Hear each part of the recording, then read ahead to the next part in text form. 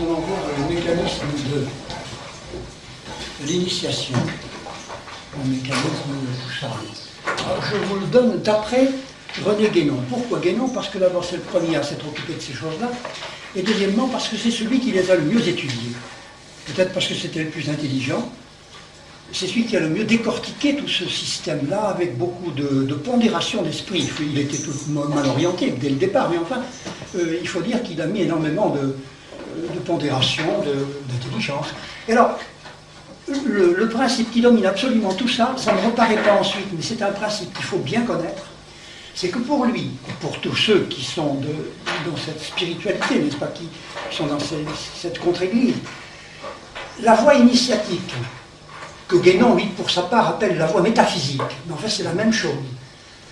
Elle est d'abord purement intellectuelle, elle n'est pas sensorielle du tout, elle n'est pas dévotionnelle. Elle n'est pas religieuse, c'est pas la voie religieuse, c'est pas la voie religieuse et mystique, et elle est supérieure. Elle est toujours, dès le départ, elle est supérieure à la voie religieuse, dévotionnelle et mystique, tout simplement parce qu'elle conduit au principe suprême, alors que la voie religieuse ne conduit qu'au Dieu créateur.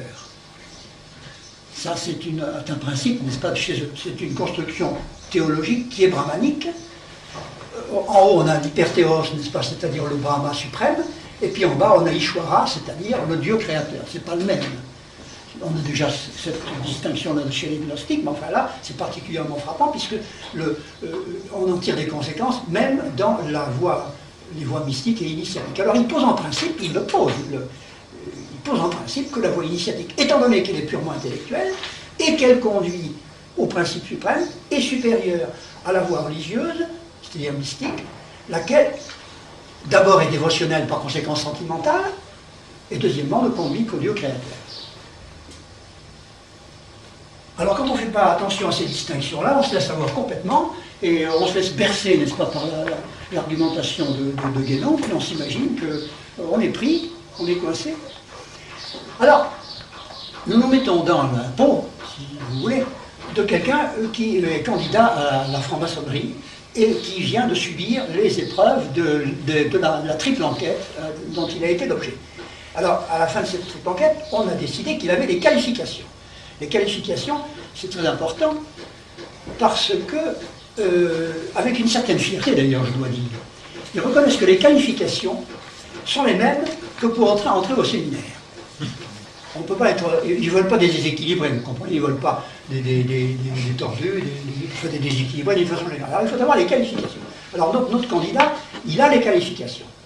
Et c'est important de le savoir, parce que en fin de chaîne, quand nous allons voir des pépins, que le type va devenir fou, bien détraqué, etc., on va dire, c'est parce qu'il n'avait pas les qualifications. Vous comprenez, c'est pas la faute de la chaîne, c'est la faute de ce que vous avez d'amis dans une chaîne, un type qui n'avait pas les qualifications. Bon. Alors, il va se trouver à un moment donné à faire un premier choix. Il va devoir faire un premier choix. Et il va donc appliquer ce que appelle le discernement, un premier discernement des esprits. Car ils sont une démonologie. Ils sont inspirés par le démon, mais ils ont une démonologie. Ça, c'est très important, bien le savoir. Et alors, ils vont éliminer notre candidat. Lui, nous avons choisi, n'est-ce pas, le candidat qui va prendre la voie directe. Notre candidat élimine les congrégations qui dispensent une contre-initiation, c'est-à-dire qui dispensent ouvertement une initiation satanique ou luciférienne ouvertement. Alors, cela, il va les éliminer. Il ne va pas rentrer dans ces sociétés de pensée-là. Il ne va pas rentrer là-dedans. Alors il a donc fait déjà un premier discernement des esprits. Mais quelque temps après, son instruction pré-initiatique continuant à jouer, il va faire un deuxième discernement des esprits qui va lui faire éliminer les congrégations qui dispensent une pseudo-initiation, c'est-à-dire une initiation récente, une initiation dont on connaît le fondateur. Par exemple, la franc-maçonnerie des Illuminés de Bavière, qui ont pour fondateur Weishaupt, pas les Illuminés de Bavière. C'est un exemple qu'ils donnent eux-mêmes. Un deuxième exemple qu'ils donnent eux-mêmes, c'est Camille Savoir, que l'on connaît pour avoir fondé la société de Memphis-Misraïm, laquelle d'ailleurs s'est incorporée à la franc-maçonnerie, ce que Guénon lui reprochait vivement. Vous n'auriez pas dû incorporer des trucs comme ça, vous connaissez son fondateur, par conséquent, c'est pas immémorial, donc c'est pas sérieux, donc c'est pas la vraie tradition ancestrale. Bon. Il faut pas connaître le fondateur, C'est une des premières précautions. Encore faut-il, il y a d'autres choses qui rentrent en ligne de compte, mais ne pas connaître le fondateur, c'est déjà essentiel pour René Guénon. Alors il a donc fait ces deux discernements des esprits, après quoi il n'y aura plus besoin de discerner les esprits. Et c'est ce qu'il va nous reprocher à nous. Il va nous dire, vous êtes obligés de discerner les esprits, jusque et y compris dans vos extases. Vous êtes obligés, après vos extases, de vous dire, alors est-ce que c'était du diable, est-ce que c'était du bon Dieu? Vous voyez, vous n'êtes donc pas sûr de vous. Tandis que nous sommes sûrs de nous, parce que nous avons déjà fait le discernement des esprits, nous n'avons plus besoin de nous en occuper. Et bien sûr, ils ont discerné les esprits, nous savons, mais ils ont tout de même pas choisi le bon. Si c'est tout ça, si c'est ambigu. Enfin, voilà comment ils décrivent leur affaire. Deux discernements des esprits, un pour éliminer la contre-initiation et un pour éliminer la pseudo-initiation. Alors voilà parti sur une société de pensée qui est antique, dont on ne connaît pas le fondateur, qui se raccroche à tout ce qu'on peut trouver de plus ancien, par exemple les initiations professionnelles des métiers, n'est-ce pas? Parce que ça, on ne sait pas d'où ça vient, alors donc c'est bon. Ils en sont là. Société initiatique authentique immémoriale, c'est une. Alors là, le candidat reçoit une instruction pré-initiatique qui va être livresque, bien entendu. Et il va subir une préparation intellectuelle. Et cette préparation intellectuelle, pour René Guénon, est absolument indispensable. Il dit, devrait-on éliminer tout, il faudrait conserver la préparation intellectuelle pré-initiatique. Voyez-vous à quel point il attache de l'importance à cette préparation livresque, intellectuelle, c'est un travail. Alors, on envoie naturellement au candidat maçon des instructeurs pour lui parler, pour l'instruire, pour lui donner des livres, pour savoir s'il les a lus, comment il les a réagi, etc. Bon. Alors, le voilà donc arrivé à la veille de la cérémonie d'initiation. Il est instruit, il a donc un bagage à l'intérieur, il a un contenu notionnel. Nous allons voir tout à l'heure pourquoi il est important qu'il l'ait acquis avant. Alors, se produit la cérémonie d'initiation. Et à ce moment-là, ce jour-là, on reçoit une influence spirituelle. L'influence spirituelle. Qu'est-ce que c'est, cette influence spirituelle? Est-ce que c'est un ange? Est-ce que c'est un Dieu? Non. C'est l'influence spirituelle tout court. Et maintenant, tout le monde se met à ce vocabulaire, personne ne parle que de l'influence spirituelle définie par René Guénon comme ça. L'influence spirituelle, c'est l'esprit, mais c'est ni Dieu ni un ange, c'est le principe suprême. C'est-à-dire que c'est une adhésion avec le principe suprême, avec l'absolu. L'absolu, c'est pour ça que ça ne porte pas de nom. C'est l'influence spirituelle. Elle est réelle, ce jour-là, du fait de la cérémonie d'initiation, du fait du ritualisme. Elle est réelle, mais elle n'est pas forcément sensible. Elle peut être sensible chez certains sujets, mais elle n'est pas forcément sensible. À partir de ce jour-là, et dès le lendemain, le candidat va recevoir un enseignement qui va être ésotérique. Il ne l'était pas avant, puisqu'il n'était pas initié. Mais dès lors qu'il est initié, son enseignement va devenir ésotérique. Et il va se trouver dans un état d'initiation virtuelle, parce qu'il n'en a pas eu encore la perception sensible, ni intellectuelle, ni sensible. Et il y a des maçons qui, toute leur vie, vont se trouver, dit Guénon, en état d'initiation virtuelle. Ils auront subi l'initiation rituelle, mais elle ne sera pour eux que virtuelle parce qu'ils n'auront pas encore reçu, pleinement, si vous voulez, l'illumination initiatique, laquelle ne saurait tarder de se produire un jour ou l'autre. L'illumination initiatique sensible, alors elle est inopinée, elle est indélébile et elle est incommunicable. Alors voyons d'abord incommunicable. Elle est incommunicable parce qu'elle n'a pas de contenu notionnel. Le contenu notionnel est égal à zéro. Le contenu notionnel est obtenu avant. C'est-à-dire que le maçon ne reçoit de notions initiatiques que dans la mesure où il les apporte avant. Parce qu'il s'agit de l'infusion d'un esprit. Elle consiste en une compréhension globale et une lumière sensible.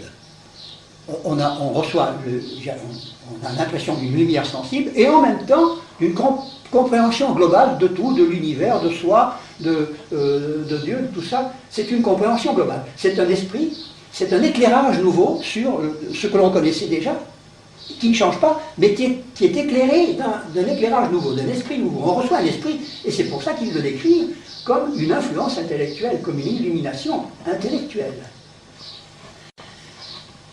Quel nom peut-on donner à cet instant, n'est-ce pas, de compréhension et d'illumination? Doit-on l'appeler extase? Non, et de moins en moins on l'appelle extase. On l'appelle plutôt enstase. Du fait de ce que nous disions l'autre jour, vous savez, ce que Evola appelle l'inceste philosophal. C'est un retournement en soi-même, ça jaillit de soi. D'ailleurs, il y a des gens qui ont suivi ça d'une façon particulièrement sensible et qui disent qu'ils avaient l'impression que cette lumière jaillissait d'eux-mêmes. Et il y en a même qui vont plus loin et qui disent que cette lumière jaillissait de la terre.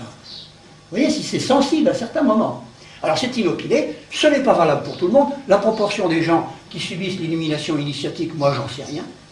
Je crois qu'elle doit être relativement infime, enfin relativement petite.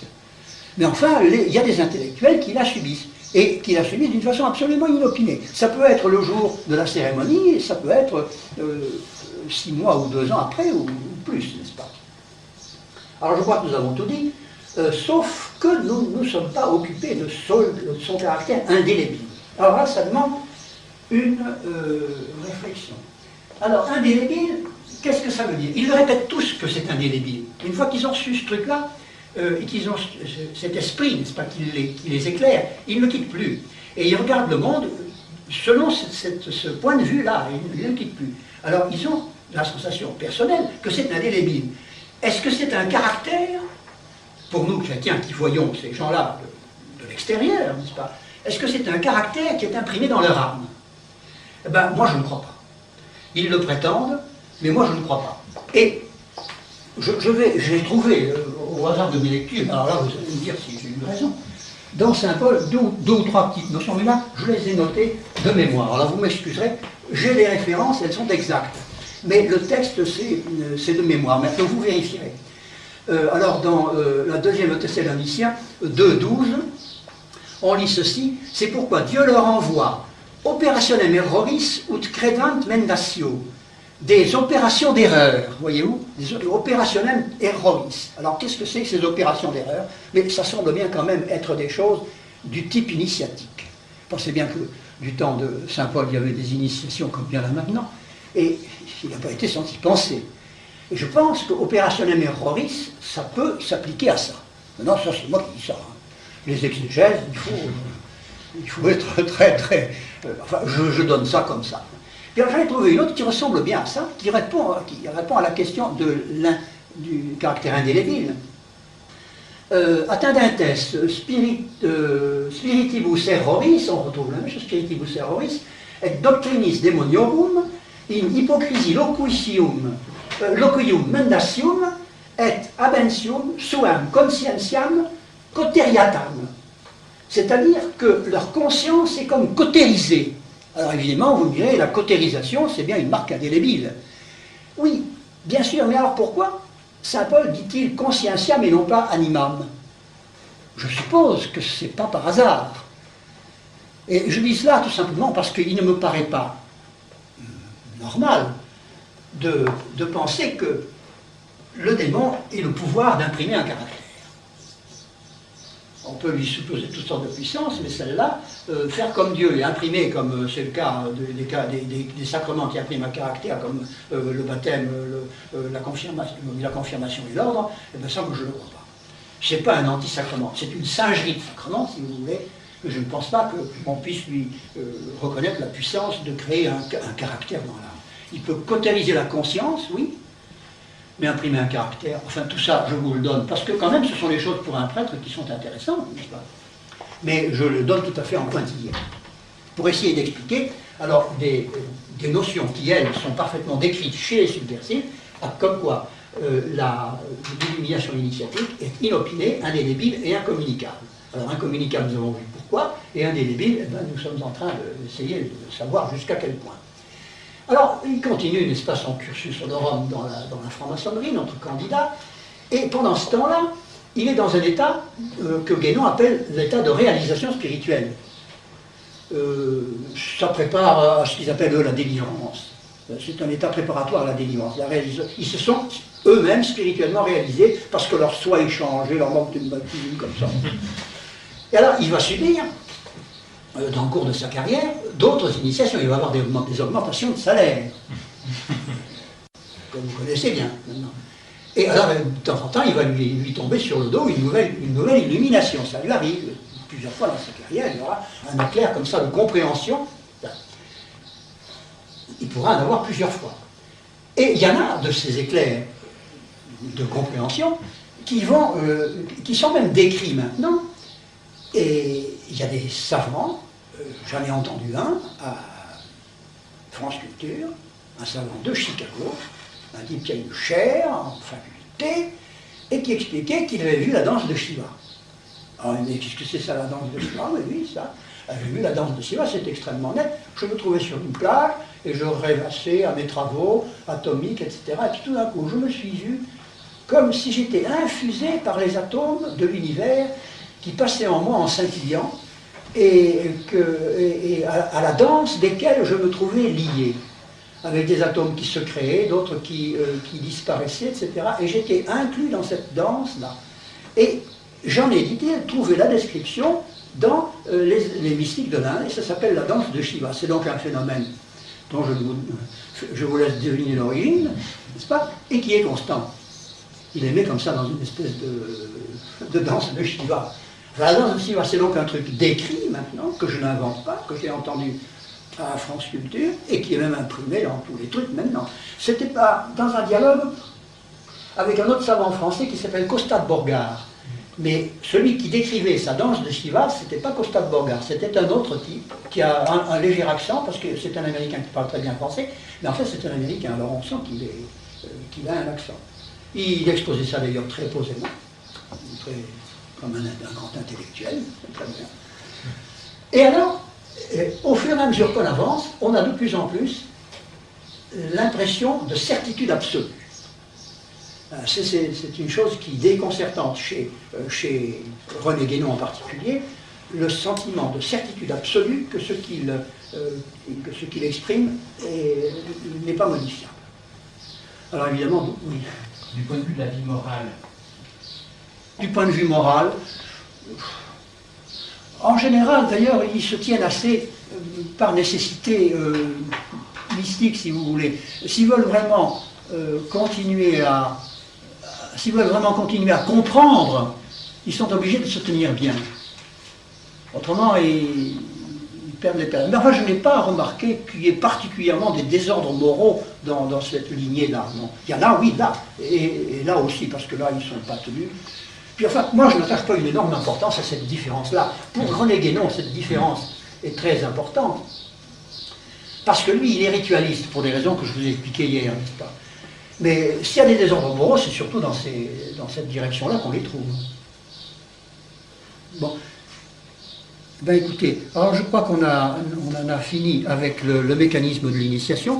Je vous ferai passer je vous ferai passer la photocopie. C'est l'initiation dont vous parlez là. Dans la franc-maçonnerie, ça correspond à quel grade? Ah ben ça correspond déjà au grade d'apprenti. Grade d'apprenti. C'est pas sensible au grade d'apprenti en général, mais enfin, c'est sensible à partir de maître, n'est-ce pas? Enfin, le mécanisme est le même. Au grade d'apprenti, il y a des types qui ont leur illumination initiatique dès ce jour-là. Il y en a qui le racontent. Et puis il y en a inversement qui racontent leur déception effroyable le jour de leur initiation au grade d'apprenti. Ils sont tombés ça se termine par un banquet de sous-préfecture, puis ils n'ont rien, puis personne ne leur a rien dit, mais seulement, l'influence intellectuelle est quand même venue. Je crois que là, Guénon a raison de dire qu'il s'est passé quelque chose du point de vue intellectuel. Ça, moi, je crois que là, il a bien vu. C'est pas sensible, si vous voulez, c'est un peu comme les sacrements. Quand vous recevez l'absolution, vous avez un machin qui vous tombe sur le dos, ça se trouve comme ça, quoi. C'est dans l'ordre des choses. C'est un peu analogue. C'est un peu les sacrements du démon, vous savez ça. Et alors ils ont un peu les mêmes caractéristiques, si vous voulez, sauf que moi je ne crois pas qu'ils impriment un caractère, ça, non. Je vous dis ça du point de vue, par exemple, des conversions in articulo mortis. Il y a des tas de types qui se convertissent de ça. In articulo mortis, ils se convertissent à la vraie religion. Bon, ça a été, par exemple, le cas de Papus. Marie de Campus s'est converti parce que, disent les saintes âmes qui l'ont suivi jusqu'au bout, c'était un médecin qui bien souvent ne faisait pas payer. Il était très bon, comme ça, de sa nature. Eh ben, ça lui a valu de se convertir, paraît-il. Enfin, je vous cite l'exemple tel que je l'ai vu. Je ne garantis pas que la source soit bonne, mais ça ne serait pas étonnant. Ça peut arriver, ça. Alors, nous allons voir là, donc, la christologie de Rudolf Steiner. Naturellement, cette christologie, il l'a édifiée en utilisant ses dons de clairvoyance. Il a réfléchi à toutes ces questions d'incarnation, de rédemption, tout ça, et il a exercé sa clairvoyance. Il voyait tout ce sur quoi il exerçait son attention, il le voyait de ses yeux, par exemple. Il voyait les éons, il voyait le Père Silence, avec un trait d'union entre les deux, Père Silence. Alors il voyait tout ça, il voyait les dévachants inférieurs, les dévachants supérieurs, entre les deux, etc. Puis alors un beau jour, il méditait sur le dévacant supérieur ou inférieur, et il dirige sa clairvoyance sur les mondes qu'il domine afin d'en élucider les mystères. Et le voilà donc dirigeant ses regards spirituels dans la zone du Père Silence, vers, je cite, vers le plan qui est encore au-dessous du dévacant supérieur. Encore au-dessus du dévacant supérieur. C'est-à-dire que oui, c'était une méditation très élevée. Ça c'est pris dans le Christ et le monde spirituel. Il est abîmé depuis un moment dans cette contemplation quand une vision se présente à son œil intérieur. Alors, dit-il, apparaît l'étoile qui a fait sentir sa force dans la pensée gréco-latine. On voit apparaître, au-delà du dévacant, ce qu'on peut appeler symboliquement une étoile, c'est-à-dire l'entité spirituelle qui est à l'origine de l'essor de pensée survenu au début de notre ère. C'est tortueux, mais enfin, on voit ce qu'il veut dire quand même. Fin de citation. Il revient un peu plus bas sur cette même vision de l'étoile, à laquelle il attache une très très grande importance, et dont il va parler tout le temps. Il y revient, cette vision de l'étoile, qu'il a visiblement frappé, qu'il a marqué pour toujours. Et il ajoute « J'attendais, mais non pas en vain, car surgit à l'horizon infiniment lointain de la vie spirituelle une étoile, et de cette étoile rayonne une force dont je suis en droit de dire qu'elle est à l'origine de mon expérience intérieure. » Alors vous voyez, il y attache donc une très grande importance. Telle est la vision de l'étoile qui va l'avoir marqué et qui est pour lui l'équivalent d'une illumination. Ça a été une sorte d'illumination. Elles ne sont pas toujours taillées sur le même modèle, les illuminations. Après un intervalle, un interminable périple à travers les philosophies grecques et latines, les Sibylles, les sages de l'Inde, tout ça, la légende du Graal, Steiner en arrive à dévoiler que cette étoile, cette entité spirituelle dont il a eu la vision, n'est autre que le Logos. Bon, je suis obligé de vous avouer que j'en suis beaucoup moins sûr que lui. Alors cette étoile entité qui fait ainsi son apparition feutrée, nous paraît au contraire ressembler de très près à cette étoile tombée du ciel dont parle Isaïe pour désigner Lucifer. Et si, comme il le dit, une telle force est à l'origine de son expérience intérieure, il y a de grandes chances pour que toute cette mystique ne vienne en dernier ressort du démon. L'entité christique, ce logos, cette entité christique, il la décrit longuement. Alors naturellement, je vous passe ces descriptions, parce qu'il faut quand même en arriver à l'essentiel. Cette entité christique se rapproche de la Terre, progressivement, mais non pas qu'elle s'y incarne par avatars successifs, comme c'est le cas dans les choses de l'Inde. Là, l'entité christique reste sans être incarnée. Et ce qui s'incarne, alors, c'est l'âme de celui qui va être l'enfant Jésus et qui n'est pas le même que le Logos. Ce mot christique, c'est un mot qui est spécial à ces gens-là ou pas vraiment?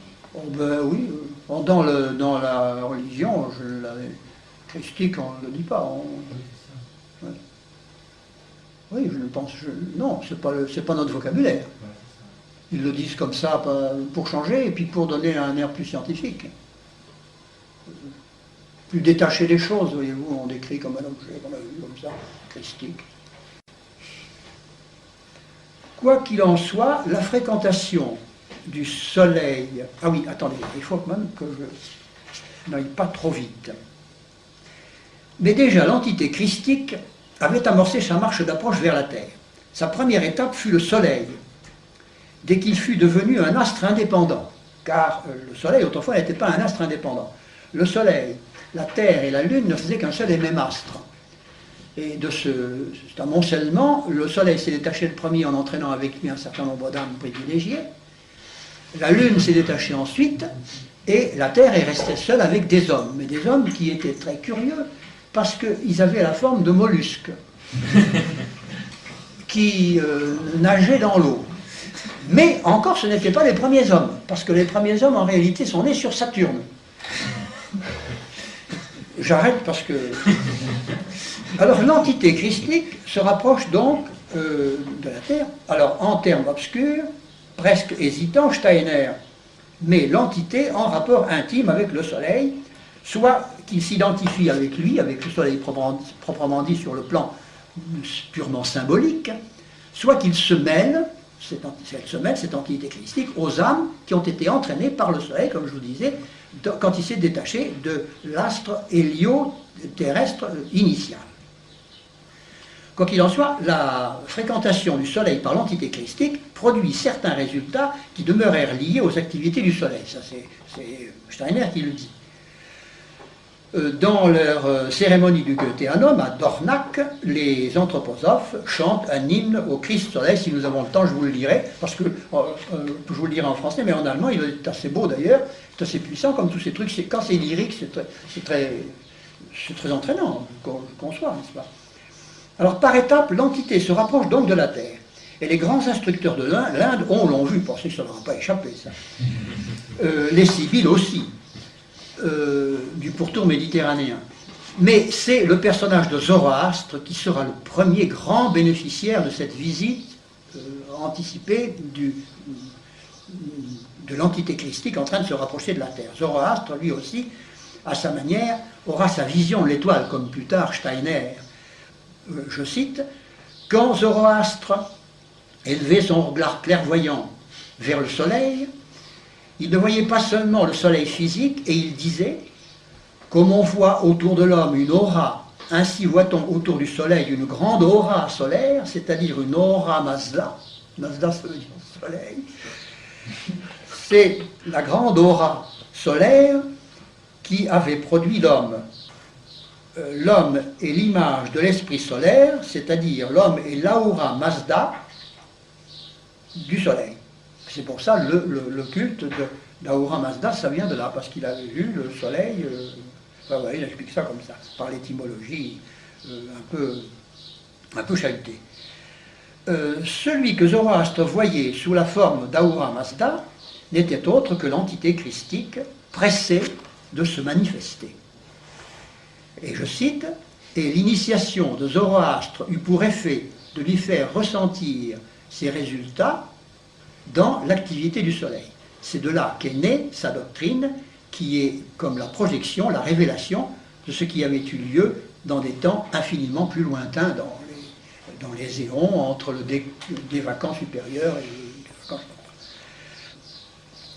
Alors, naturellement, Moïse a eu la vision de l'étoile, pensée comme Steiner, et puis l'entité étoile, l'entité christique s'est encore manifestée du temps des Atlantes. Nous sommes maintenant dans une période post-atlantéenne, mais il y aura encore 2 autres périodes après nous, enfin il y a une chronologie qui se greffe là-dessus. Et nous en arrivons quand même aux enfants Jésus. Je dis aux enfants Jésus parce qu'il ne faut pas vous imaginer qu'il n'y en avait qu'un. En réalité, il y en a eu 2. Il y a eu 2 enfants Jésus qui correspondent aux 2 généalogies, celle qu'on trouve dans Saint Luc et celle que l'on trouve dans Saint Matthieu. Oui, c'est bien ça, dans Saint Matthieu. Oui. Le moment est venu, en effet, pour l'entité christique qui s'est lentement rapprochée de la terre de s'incarner enfin. Un porteur lui a été préparé, un homme dans lequel elle doit venir habiter et qui doit être saisi par elle.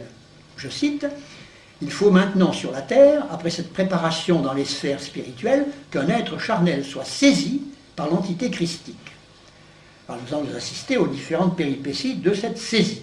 Apprenons tout d'abord qu'il n'y a pas un enfant Jésus unique, mais qu'il y en a deux. Voilà une chose que l'Église nous avait soigneusement laissé ignorer.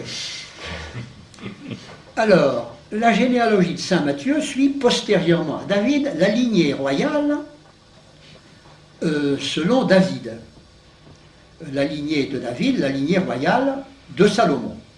C'est celle qui transmet le corps physique dans lequel s'incarne l'âme, plus exactement le moi, du plus grand des initiés solaires, à savoir Zoroastre. Allez comprendre ce que ça veut dire. Alors c'est cet enfant Jésus qui fuit en Égypte et qui, à son retour, s'installe à Nazareth. Il appartient donc à la filière initiatique royale. Dans les développements de Steiner, cet enfant Jésus est appelé l'enfant Jésus de Salomon. La généalogie de saint Luc, elle, de son côté, fait apparaître un tout autre personnage. À partir de David, elle bifurque pour suivre non plus la lignée royale de Salomon, mais la lignée sacerdotale de Nathan. L'enfant qui naît de cette seconde lignée est pénétré, grâce à l'atavisme issu de Nathan, d'une certaine substance éthérique, et cette substance éthérique n'est autre que la partie éthérique d'Adam, qui reparaît ainsi dans cet enfant, et qui va faire de lui le digne réceptacle d'une mystérieuse incorporation. L'enfant de la lignée sacerdotale, décrit par saint Luc, ne recèle pas le moi de Zoroastre, comme c'était le cas de l'enfant Jésus précédent, mais il apporte l'héritage spirituel de Bouddha. Cet enfant appartient à la filière initiatique sacerdotale. Et Steiner donne à cet enfant le nom d'enfant Jésus de Nathan. Entre ces deux enfants Jésus, si différents l'un de l'autre, mais qui sont du même âge, il va maintenant se produire une sorte de fusion que Steiner décrit dans les termes particulièrement vaporeux. Le Jésus de Salomon évolua jusqu'à sa 12e année, comme pouvait le faire à cette époque un moi d'une pareille grandeur. Pour dire ça, c'est vraiment pas... Enfin bon.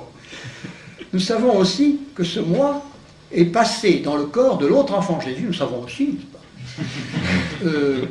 que ce moi est passé dans le corps de l'autre enfant Jésus, celui dont la personnalité se reflète dans l'évangile de saint Luc, et que nous appelons l'enfant Jésus de Nathan. Vous voyez, il le répète, ce n'est pas un lapsus calami, n'est-ce pas? C'est une notion qui est incrustée en lui. C'est ce Jésus de Nathan qu'il nous faut maintenant considérer. Il ne s'agit pas, dans son cas, d'un être humain au sens usuel du mot, mais d'un être dont on peut dire, dont on ne peut pas dire qu'il se soit incarné précédemment sur la terre. Le Jésus de Nathan n'avait encore jamais été homme sur cette terre. Alors il y a des histoires d'incarnation, oui, parce qu'on conçoit que l'âme de l'enfant Jésus qui avait été porteur du Christ, n'est-ce pas, elle se soit réincarnée successivement. Mais c'est l'entité christique qui va arriver à ce moment-là, elle ne s'est jamais incarnée. Voilà. Alors lui, ça lui importe beaucoup parce que, comme il est très porté sur la métempsychose, ces affaires de réincarnation, ça le tracasse énormément. Alors il y a donc deux enfants Jésus. Et à un moment donné, il y a l'enfant Jésus, lequel est-ce qui va disparaître? Il y en a un qui va disparaître, c'est celui de Salomon, le pauvre enfant Jésus de Salomon, qui va se sacrifier au profit de l'enfant Jésus de Nathan, et qui va lui donner son moi, réalisant ainsi véritablement un sacrifice. Et Steiner revient beaucoup sur ce sacrifice, n'est-ce pas? Ça a été un sacrifice préparatoire au sacrifice de la croix. Ça dilue la notion de sacrifice, c'est impeccable, comme ce démoniaque, ce truc-là. Alors il n'y a pas un seul sacrifice de la foi, il y en a eu un avant, vous comprenez, etc. Alors, qu'est-ce qui va procurer la saisie de cet enfant Jésus, enfin unifié, l'enfant Jésus de Nathan, enfin unifié, que d'ailleurs désormais, puisqu'il n'y en a plus qu'un, c'est pas la peine de les distinguer, on va l'appeler l'enfant Jésus de Nazareth tout court. Une fois qu'il y a la distinction ne se fait plus entre celui de Salomon et celui de Nathan, eh bien on l'appelle l'enfant Jésus de Nazareth. Et qu'est-ce qui se présente au baptême de Saint Jean? Eh bien c'est Jésus de Nazareth. Il ne fait plus la distinction, puisque la chose a eu lieu avant. Le sacrifice de l'enfant Jésus de Salomon a eu lieu au temple, quand ils avaient 12 ans. Il s'est sacrifié là et au bénéfice du fils de Nathan. Bon. Alors, celui qui se présente au Jourdain, c'est l'enfant Jésus de Nazareth. C'est-à-dire il est déjà unifié. Alors, c'est là qu'il va être saisi, au Jourdain, il va être saisi par l'entité christique. C'est au Jourdain que va avoir lieu la saisie par l'entité christique. Et en réalité, c'est une saisie qui va consister simplement pour le Jésus de Nazareth à recevoir le moi supérieur de l'entité christique. Je ne sais pas si vous suivez, tout ça est bien compliqué, mais ça n'a pas d'importance, vous savez. Ça change avec un autre auteur. Vous trouverez des trucs analogues dans un autre auteur, dans les voilà, vous trouverez des trucs comme ça, mais ça sera pas tout à fait pareil. Alors donc, le moi, c'est le moi supérieur de l'entité christique, mais ça je dis bien, parce que je le répète fidèlement, qui va s'incorporer au moment du Jourdain à Jésus de Nazareth. Alors l'entité du Christ est descendue des hauteurs spirituelles au moment du baptême, pas, et est demeurée dans le corps de Jésus de Nazareth. C'est bien ça. Alors pour faire place à ce moi supérieur qu'il a saisi et dont il est devenu porteur, il a fallu que Jésus fasse de nouveau le vide en lui, comme Salomon l'avait fait le vide, n'est-ce pas, celui de Salomon. Il a fallu qu'il se produise un nouveau sacrifice. Alors il y a encore là un sacrifice qui s'est fait au profit de l'entité christique qui a donné son moi à Jésus de Nazareth. Bon. Alors ce sacrifice consiste dans le fait que rien n'était plus noble que le corps de Jésus de Nazareth quand il est arrivé au Jourdain, alors des grands coups d'encensoir, rien n'était plus beau que cet être-là, qui était un être d'exception, tout ça. Alors pour les coups d'encensoir, ça, ils sont très forts. Mais pour retourner les notions, ils le sont aussi. De telle sorte que Jésus de Nazareth repart du Jourdain tout autre qu'il n'y était arrivé. Il repart porteur du moi supérieur de l'entité christique. Et c'est ainsi qu'il va se présenter au calvaire. Alors j'ai noté en passant pour une citation, parce que j'en ai trouvé beaucoup, mais je ne peux pas tous les une citation d'un passage de Saint Irénée. Je cite Saint Irénée. Car il n'y eut pas alors une descente d'un prétendu Christ sur Jésus. Car il n'y eut pas alors une descente d'un prétendu Christ sur Jésus. Et l'on ne peut pas prétendre que autre était le Christ et autre Jésus. Lui, ces termes ne sont pas alambiqués. Mais le Verbe de Dieu, le Sauveur de tout et le Seigneur du ciel et de la terre, ce Verbe qui n'est autre que Jésus, ainsi que nous l'avons montré déjà, pour avoir revêtu une chair et avoir été oint de l'Esprit par le Père, est devenu Jésus-Christ. C'est une onction, on pourrait peut-être dire Jésus avant, Christ, il était déjà, mais nous ne le savions pas. Tandis que son onction a été manifestée, non pas qu'elle ait été faite à ce moment-là, mais elle a été manifestée au moment, mais ça c'est du classicisme intégral, n'est-ce pas? Par conséquent, alors là on s'y reconnaît. Alors j'ai vu une notion, mais on en a des quantités, parce que c'est pas une notion steinérienne, ça, cette affaire les deux enfants de Jésus, c'est pas une affaire.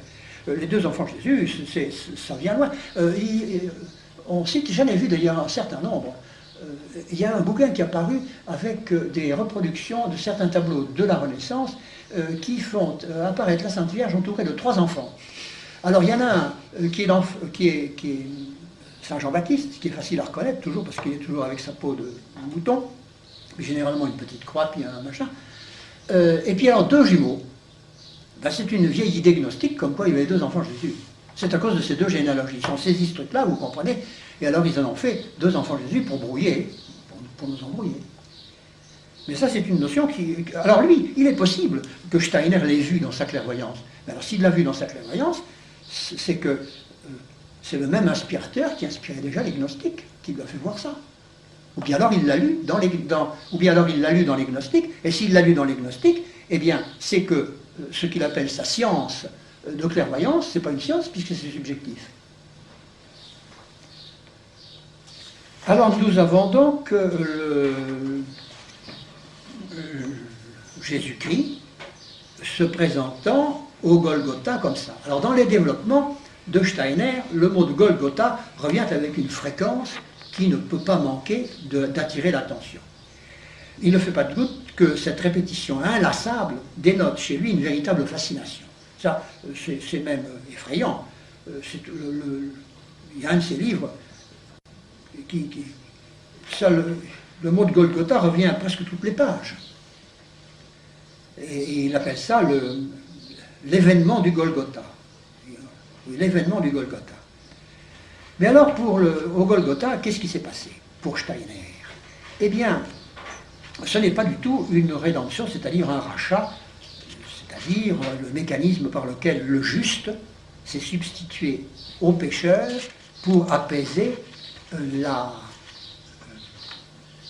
colère divine, justement enflammée contre les coupables. Pas du tout, ce n'est pas ce mécanisme-là qui s'est fait. Le Christ sur le Golgotha a été un agent de spiritualisation. Ça, vous pouvez le noter parce qu'il a été ça et il n'a été que ça. C'est un agent de spiritualisation. Il a fait passer la terre, l'homme, la création, à un état supérieur de spiritualisation. Alors, l'opération du Golgotha est une initiation qui va transformer le moi humain individuel, qui va transformer l'humanité et qui va transformer les modalités de l'initiation qu'on avait connue du temps du paganisme. C'est ça qui va faire monter l'initiation à un cran supplémentaire, à un stade supplémentaire. Alors reprenons tout de même ces trois choses, d'abord sur le plan individuel. Le mystère du Golgotha a provoqué une imprégnation de la substance humaine par le divin. Je cite, « L'homme a reçu puissance de spiritualiser dans les profondeurs de son moi, son être psychique, vital et physique. La mort-résurrection, avec un trait d'union entre les deux, et ça il le met toujours, la mort-résurrection, pour ne pas être accusé d'escamoter la résurrection. La mort-résurrection du Christ a insufflé une nouvelle vie au corps éthérique. Cette vie nouvelle, impérissable, a été apportée dans le corps éthérique par le Christ. Il dépend donc du Christ que le corps humain, sinon sans cela voué à la mort, soit transformé, préservé de la corruption, doué de la faculté de prendre une forme incorruptible. Le Christ a déversé la vie dans le corps éthérique. Voilà, c'est un agent de spiritualisation. Alors un peu plus loin, il ajoute, par le mystère du Golgotha, le moi humain est christifié. Christifié, c'est-à-dire qu'il est spiritualisé. Sur le plan général maintenant, la vertu du Golgotha incorpore un surcroît de vie spirituelle à l'ensemble de l'humanité. Je cite, « L'impulsion christique a pu s'être manifestée à travers Jésus de Nazareth, l'impulsion christique, s'est unie à l'évolution de la terre. Une nouvelle ère commence pour l'humanité par le fait que le Christ est devenu l'esprit de l'humanité terrestre. » Fin de citation. Ça fait penser à un livre de Teilhard de Chardin qui s'appelle L'esprit de la Terre, qui est un petit peu dans ces thèses-là. Les influences sur Teilhard, c'est net. Ah oui, oui. Ou bien alors il s'est influencé par Steiner, ou bien alors il subit une influence qui vient du même tronc. Ça, on ne peut pas savoir si c'est Steiner lui-même qui l'a influencé, ou bien si c'est parce qu'il a été influencé par la même influence. Alors, selon quel mode a pu se réaliser cette incorporation du Christ à l'esprit de l'humanité? Nous savons déjà que ce n'est pas selon le mode de rachat. Certes, on conserve le mot de rédemption. Ah ça oui, on va le conserver, le mot de rédemption. On va le conserver précieusement. Et le mot de résurrection aussi. Mais il prend un sens d'un simple processus de spiritualisation. C'est par un mode de connaissance, plus exactement par une nouvelle et meilleure intelligence de l'Évangile que se fera cette incorporation spirituelle. Une meilleure intelligence de l'Évangile donnée par qui, évidemment? Par moi, Steiner. Cette nouvelle et meilleure infusion Oui, c'est ça, c'est une nouvelle intelligence de l'Évangile. Je cite. L'intelligence de l'Évangile de Saint Jean en particulier conduira l'humanité à la compréhension la plus étendue du mystère du Golgotha, de la mort, perdant pour l'évolution humaine son caractère trompeur. Curieux comme expression. Ce qui s'est passé sur le Golgotha ne démontre pas seulement à notre connaissance que la mort est en réalité la source de toute vie, mais que l'homme peut prendre en face de la mort une position qui lui permet d'infuser toujours plus de vie en lui jusqu'au point de vaincre la mort. Fermez les guillemets. Cette idée de victoire sur la mort par la spiritualisation va se concrétiser de plus en plus chez les disciples de Steiner. Et chez un de ces disciples-là, qui a un nom un peu curieux, qui s'appelle Adjetlache, H-A-D-J-E-T-L-A-C-H-E, Adjetlache, il s'appelle Louis Adjetlache, qui a écrit un livre, qui a écrit la préface de l'évangile de Saint Jean dans ses rapports avec les autres évangélistes, qui est de Steiner. Ce livre de Steiner a été préfacé par Adjetlache, et voici ce qu'on lit dans la préface. Enfin, le moi humain aura acquis une telle puissance sur la matière de son corps physique qu'il transformera celui-ci en homme-esprit, expression humaine du logos créateur. C'est un homme-esprit. Un homme-esprit. Alors, sur le caractère, je vais continuer, puis on fera une petite incidente après. Dans les siècles futurs, va s'exercer l'activité du moi humain ainsi christifié. Par cette activité, l'homme deviendra à son tour créateur, car il sera dépositaire de la sagesse créatrice de Dieu. Le logos étant la sagesse créatrice de Dieu. Le moi créateur obtiendra la force d'agir sur les phénomènes de vie. Il pourra métamorphoser le corps vital ou éthérique. Il mènera jusqu'à maturité le germe de vie spirituelle et divine qui fut déposé jadis dans le corps éthérique par les hiérarchies spirituelles et que l'entité christique a porté à son maximum. Alors cette vie déposée par les hiérarchies spirituelles aussi, cette vie divine déposée en nous comme ça c'est tout à fait gnostique aussi. Nous aurions, d'après toute cette école gnostique et ésotérique de maintenant, nous avons un germe qui est positivement divin en nous, mais seulement la gangue charnelle l'empêche de s'épanouir, et l'initiation consiste justement à faire s'épanouir un germe qui est antérieurement divin en nous. Ce n'est pas un autre divin que nous allons recevoir de l'extérieur, non, c'est un germe qui est déjà divin, mais que nous ignorons, et qu'il faut épanouir, ça c'est très net. Alors la différence est au départ pas très sensible, on dit après tout c'est un autre divin, parce que... Oui, mais enfin, il y a quand même une différence de nature qu'il ne faut pas oublier. Et alors le troisième effet de cette spiritualisation par le logos, n'est-ce pas, par l'entité christique, joue sur l'initiation. L'initiation, je résume parce que je crois que mon temps avance, n'est-ce pas?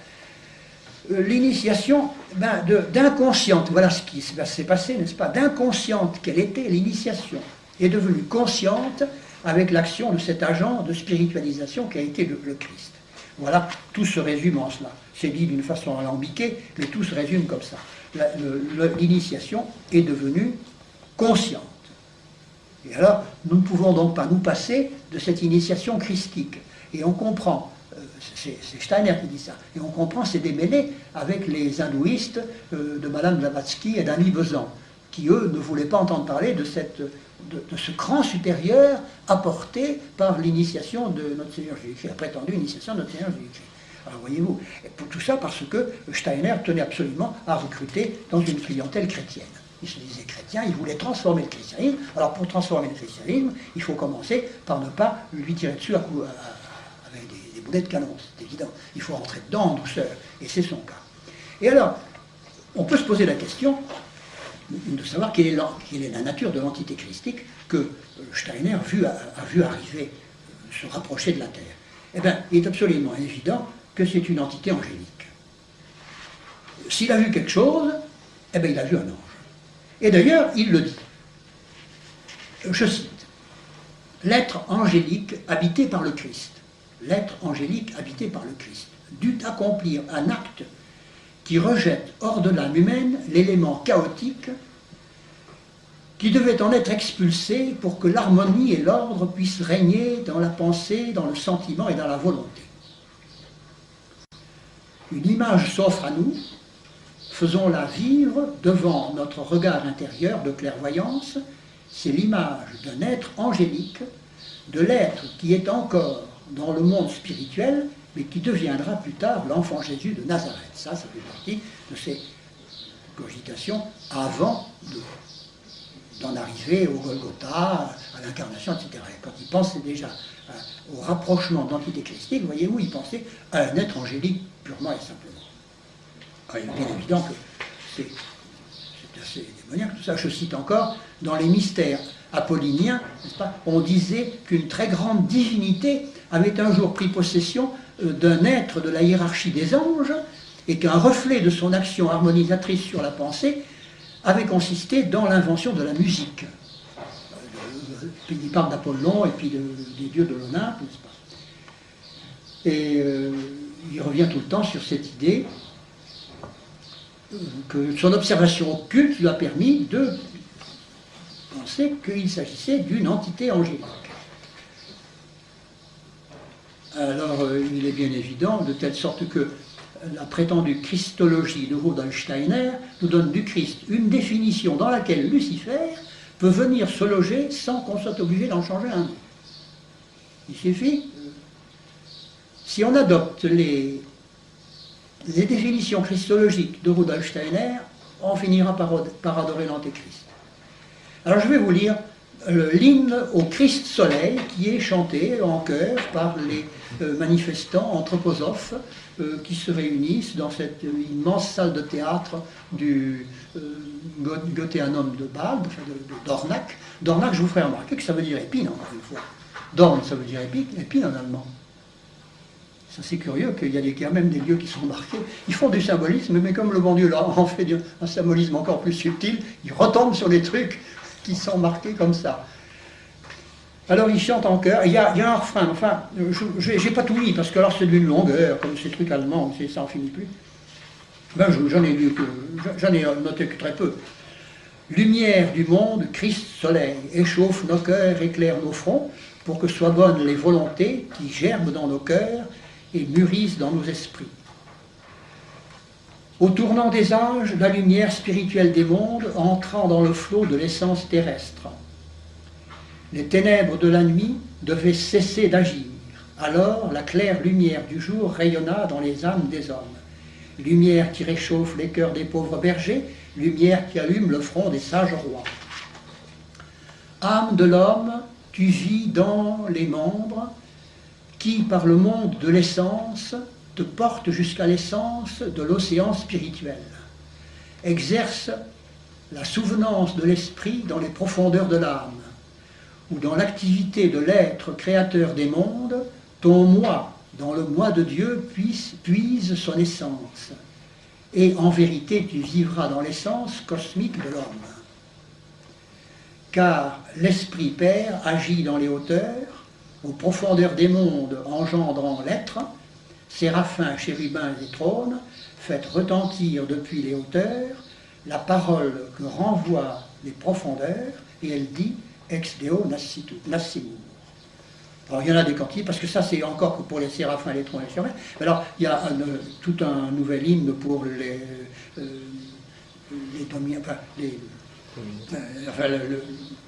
la hiérarchie suivante, et puis pour les trois hiérarchies, il y a des hymnes comme ça. Mais c'est beaucoup plus long. Et puis alors, il y en a d'autres poésies qui, en allemand, je pense que ça doit être assez beau. D'ailleurs, il y a beaucoup de monde qui vient à ces cérémonies du Goetheanum. Et alors, l'ami en question dont je vous parlais, qui a assisté à ces trucs-là, dit que il y a le public qui vient là, et puis il y a l'aréopage. Alors l'aréopage s'isole dans des pièces séparées, on ferme la porte, et puis... Alors, il a même une amie, mon bonhomme, là, qui un jour s'est trouvé enfermé comme ça. Et c'est qu'elle n'emmenait pas large. Et d'ailleurs, ça l'a fait gérer sa cutie, et elle a cessé, elle a dit, oulala, si on est enfermé comme ça, elle a frémi, là, elle s'est dit, oulala, elle n'a pas raconté ce qui s'était passé, parce que c'était un peu une tête en l'air, et un peu asservée, mais voyez-vous, c'est très hiérarchisé, comme dans tous ces machins-là, d'ailleurs. Mais en Allemagne, ils sont très très puissants. Ils ont des écoles, Ils récupèrent les handicapés. Ils ont fait leur spécialité. Ils récupèrent Des handicapés. Ils sont très spécialisés dans la récupération des handicapés. Alors ils ont 2 ou 3 trucs qui marchent, ils les appliquent, et ça marche. Et ils font des handicapés, ils en font des entreprises. Oh, pas forcément, non, je crois pas, non. Oh, je crois pas. Oh, je crois qu'ils se contentent de les garder comme élèves. Non, vous savez, tous ces types, ils appliquent le coup des qualifications, là, hein. Ils font très attention. Ce sont les petits bonshommes du satanisme qui prennent n'importe qui. Mais dans les grandes hauteurs, on fait très attention. Ça, ils veulent Vous savez, la spiritualité de Guénon, elle est purement intellectuelle. Et il le répète à longueur de page. Sa spiritualité est purement intellectuelle. Et je pense qu'il doit s'adresser à une catégorie de démons qui n'ont pas besoin de passer par les sens. Qui infusent, oui, l'infusion intellectuelle, ça existe, n'est-ce pas? Je pense qu'ils doivent s'adresser à cette catégorie de démons-là. Plutôt en être les victimes.